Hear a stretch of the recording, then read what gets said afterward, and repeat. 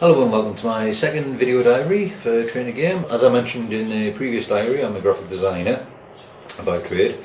I have been for over 20 years, and although I am working through various code exercises and tutorials in various places, as well as writing bits of code and working on game projects, which I will touch on shortly, including these little guys here, I tend to have image editing software open a lot, pretty much all day actually.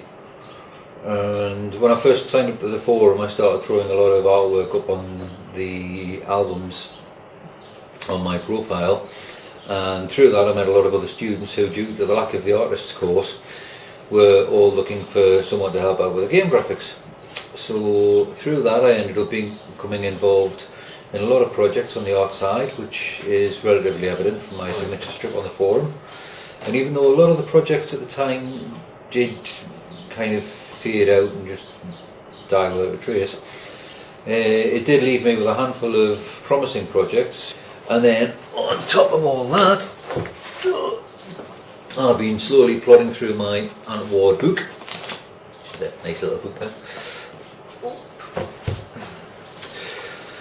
there. On character modelling in Maya, whilst also using Cinema 4D, which is what I tend to use most of the time. But now that I'm on the artist course, I might not need to push the book so hard, and I'm hoping that through the course I'll be using Max and Maya to learn firsthand some of the things that I actually want to find out about modern graphics in the game industry.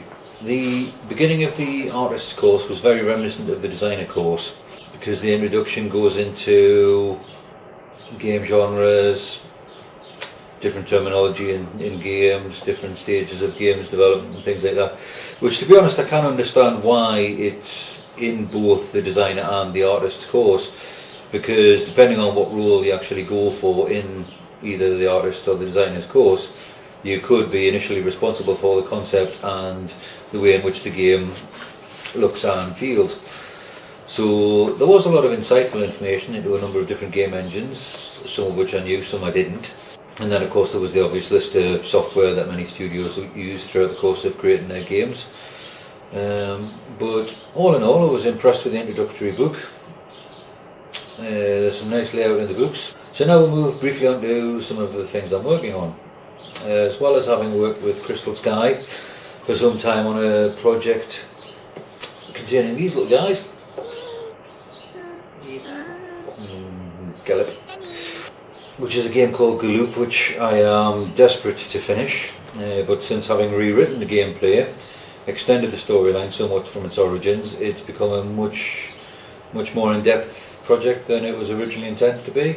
I've also joined forces with Scrunchy, Kren and Vampire Duck to help them with the graphics for their Pirates vs Ninjas chess game.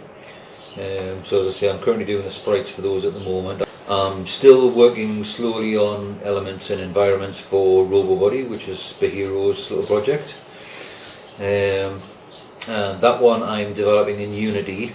The last time I played with it, I was experimenting with some very basic physics, working on some destructible content and triggers, which was quite fun. But most recently, I've been working with Crystal Sky.